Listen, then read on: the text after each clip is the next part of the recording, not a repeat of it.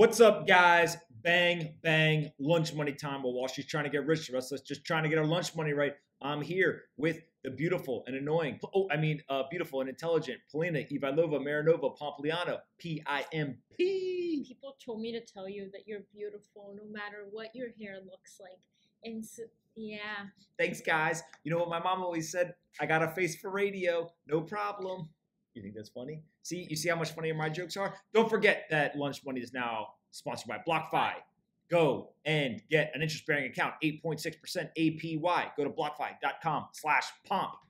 Go do it. I'm an investor. I sit on the board. It's awesome. They literally just pay you interest. You just leave it in there, and they just keep paying you interest. The first Monday, I think it is, of every month. It's like interest, interest, interest. Go get it. Up to 8.6% APY. There's risk to your research, but check out blockfi.com/pomp. Can I complain to my friends? Yeah. Oh, is this going to be a short show or a long show today? A short show. Okay, let's go. So last night I wanted to make this dish. They should take away my Bulgarian card at this point because I've tried to make it like 8 times and I can't do it. And I got burnt, so now I have blisters on my hands. From now on, I'm only using the Instant Pot because the Instant Pot does not require an oven. And you were very kind because what I made was not edible, but he tried to eat it anyway.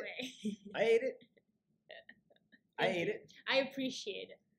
All I will say is that this dish, what's it called?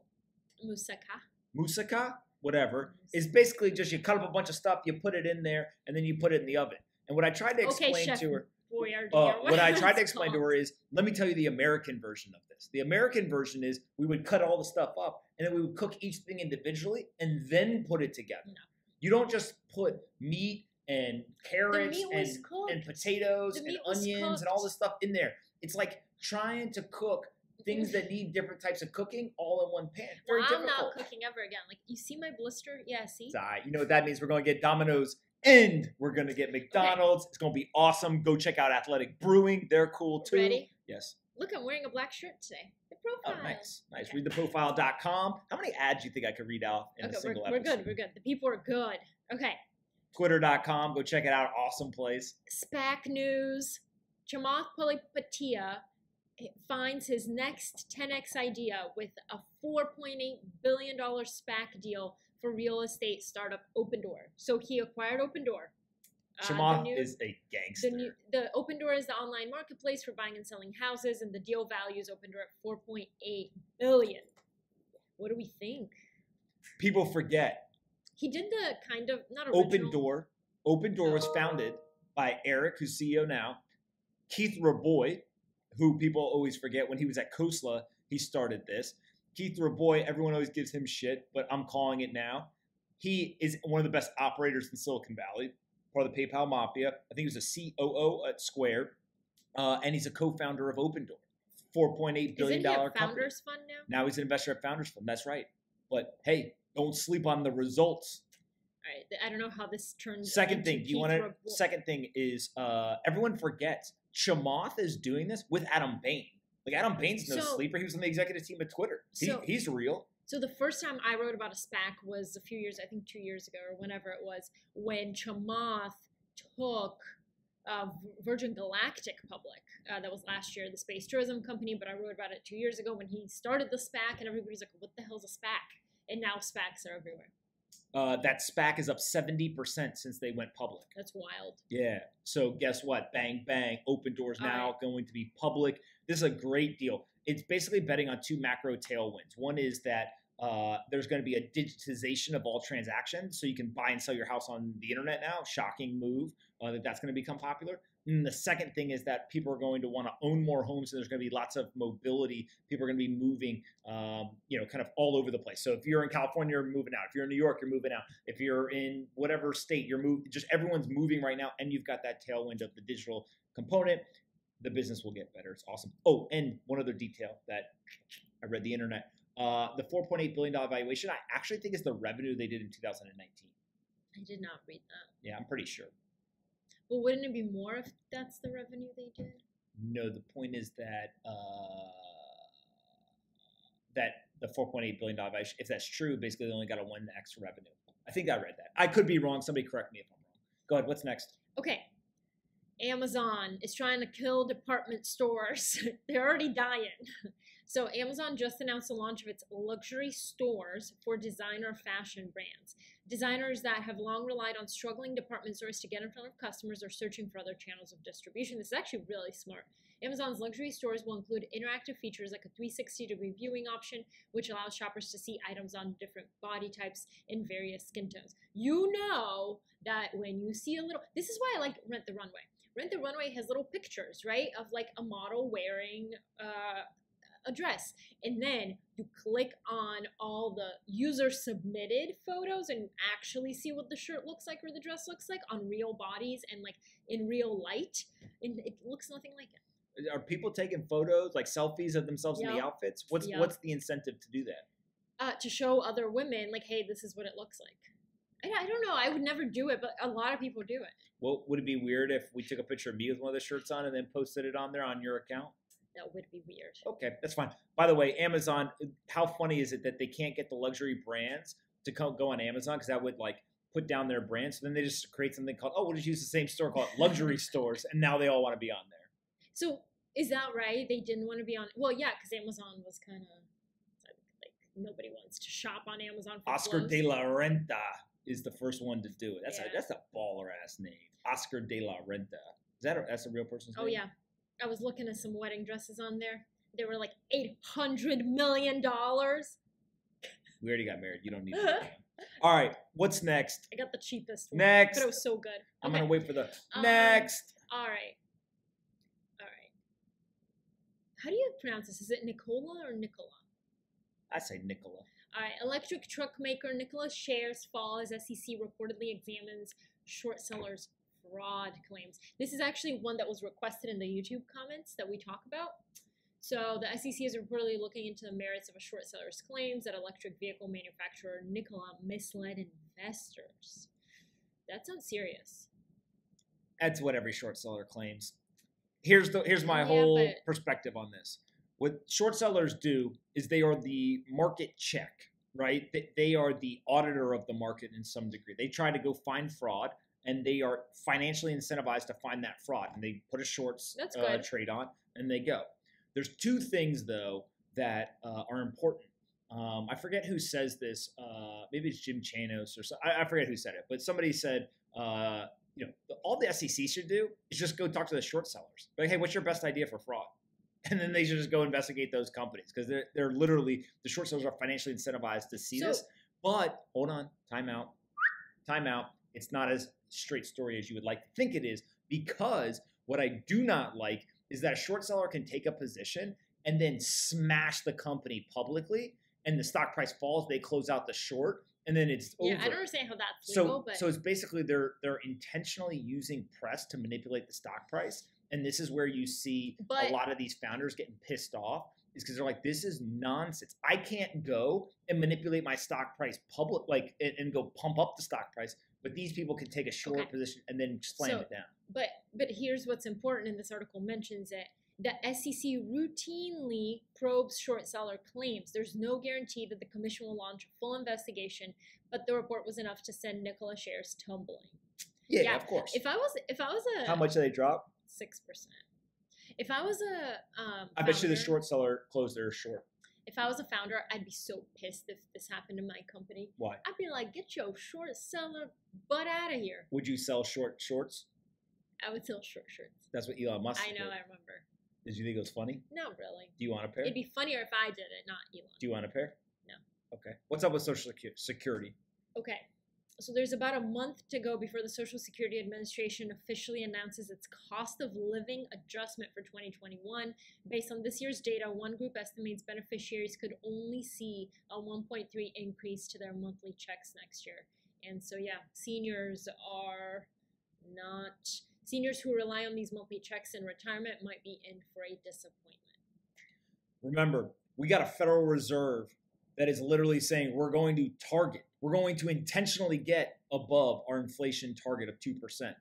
So if you only increase the stipend by 1.3%, and there's just 2%, we don't even go above 2%. We just have 2% inflation next year, and we only increase by 1.3. That means we're literally paying these people less money. That's crazy. By the way, that's fine if that's the goal.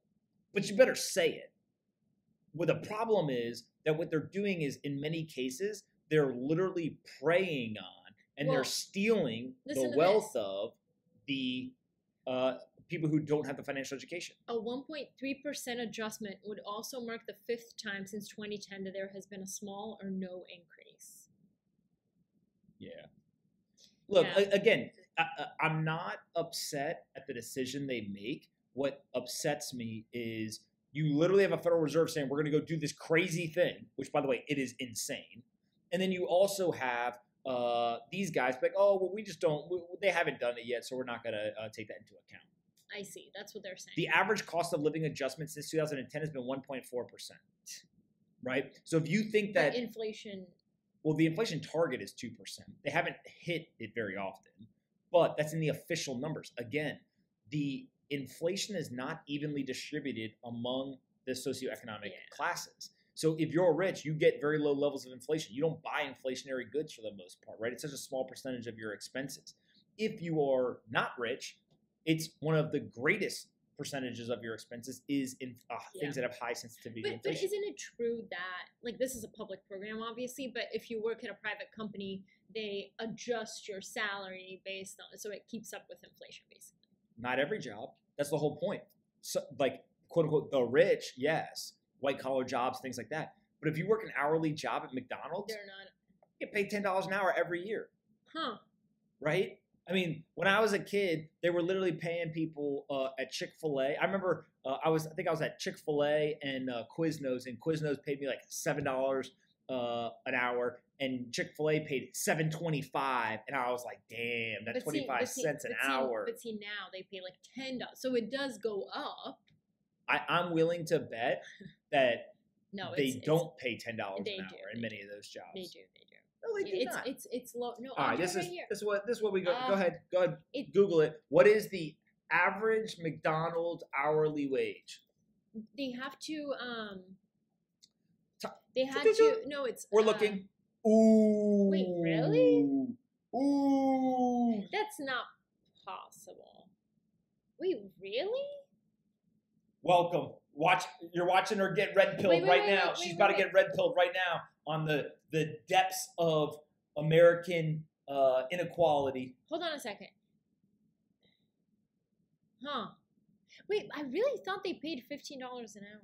No, they don't pay $15 an hour. They pay minimum wage. Really? Minimum wage is what? What is American? Hold on a second. Red pill. Will you stop talking? Uh-oh, getting yelled at, but red pill. He said stop talking. Wow, no, that's not right. $7.25 an hour. I've been telling y'all, I've been out here. Okay, so it's Paulina's show now. I've been telling y'all, $7.25 an hour. Do you know when I worked at Quiznos and Chick-fil-A, I literally worked there in 2006. This is really terrible. 14 years ago. $7. They are stealing from people. Wait, $7 an hour is that minimum wage? How is that possible? If y'all don't like the content, just come for the learning. Look at this. Her mind is blown. I really thought that they increased the minimum wage. No, they're out here stealing from people. In 2006, I worked at Quiznos and I worked at Chick-fil-A, and they paid me $7.25. The minimum wage today, 14 years later, is $7.25. So every single person who had a job that for the last 14 years worked a minimum wage job, they think that they're getting paid the same amount of money. They're not. They're literally losing their purchasing power every year. This is why the rich get richer and the poor get poorer. Speaking of the rich, Steve Cohen agrees to buy the New York Mets in a deal reportedly worth a record $2.4 billion. I'm still upset that A-Rod and J-Lo couldn't get the frickin' Mets. My work here is done. I just feel good that she now knows minimum wage is $7.25. I just can't believe. I really thought it was at least 10. How you like it? Minimum wage $7.25, and Steve Cohen just dropped $2.4 billion on a sports team. That's insane. By the way, great purchase. The stat I saw was this is the first time since 1980. John Street Capital, a pseudonymous account. Pseudonymous. Said it's the first time that the Wilpon family hasn't had ownership in the Mets since I think 1980. which is pretty crazy. And it's also a horrible sports team. Like, go Yankees. But that's fine. We've had this discussion before. Yeah, the Yankees are way better than the Mets. I don't know the difference or the sport or why it's it baseball. exists. If anybody likes the Mets over the Yankees... What is the Little League? The Little League? That's little kids. That's the one I like.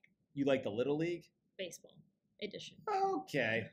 Well, Little League baseball is baseball. Don't they have other little leagues? No.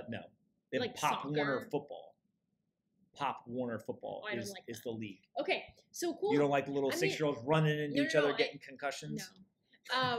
So that's interesting for him. Good for him. That is not what I would do with 2.4 billion, but good for you, Steve. What Cohen. would you do? Oh, I would. First of all, you'd go to Amazon's luxury store section? No. I would start with the homeless problem in New York. Then I would make my way to the homeless problem in California. Then I would save some money. Then I would invest some money. Then I would, just chill. We'll make sure that when you have $2.4 billion, you keep track of all the different initiatives that you... I will keep track. All right, what's next? Macy's, bang, bang. Macy's, the only reason I put this on here is because I wanted to humble brag. So Macy's announces that for the Thanksgiving Day Parade this year, it will be virtual. What? Isn't that insane? The New York City tradition is being scrapped because of COVID. For almost 100 years now, the parade has marched through the heart of Midtown right up to Macy's, but this year it will be virtual. This is so crazy. Do you understand if aliens came down and they were like, what are they doing? They got balloons in the street? That's weird. No. So one time in 2015, I want to say, I was a clown in the Macy's New York City Day Parade. I got up. I was one of those people were taking selfies with me. I wrote an article about it. Google Polina Marinova clown Macy's Thanksgiving Parade. You will see some excellent photos. Yeah. I'm not contributing to this. You looked great. It was awesome. It was great, right? I looked fantastic. Like great. All right, hit me with your bad joke and then let's go. What? Hold on, I gotta dial up internet over here. What do you call James Bond taking a bath? 007. It's got a crack. That's literally the dumbest joke I've ever heard. That was so pathetic that we may cancel the joke section of this. You are no Grinch. Show. You will never cancel the joke section. The people love it. And I love the people. That was so dumb. I loved it. Why was it dumb? Do you have a better joke? What's your joke? They're inappropriate. I'm not allowed to say. You already told me I can't tell my jokes on here because you said they're inappropriate. I got fired. Okay, jokes. But it was great seeing you today, guys. Bye. See, you're already laughing. I haven't even told the joke yet. You're already laughing. Bye. See you guys later. We'll talk to you tomorrow. Bang, bang. Hope you guys enjoyed this episode of Lunch Money as much as we did. And don't forget, Lunch Money is now sponsored by BlockFi, so go check them out. There's a link in the description that you can click on. I'm an investor, a user, and a huge fan. What? You're a bigger fan of BlockFi than you are of me? BlockFi is my second favorite thing in the world behind Polina. They've got 3 products. They can give you a US dollar loan. You can earn up to 8.6% interest on an interest-bearing account, or you can buy and sell cryptocurrencies on their crypto exchange. I personally use the interest-bearing account. There's not very many places where you'll find up to 8.6% interest on a deposit in an interest-bearing account. Go do your own research. There's risk associated, but 8.6% is pretty compelling. So click on the link in the description. Say thanks to the folks at BlockFi. Subscribe to our channel. Like the video. Annoy Polina in the comments. And we'll see you guys tomorrow. And be kind to your friends.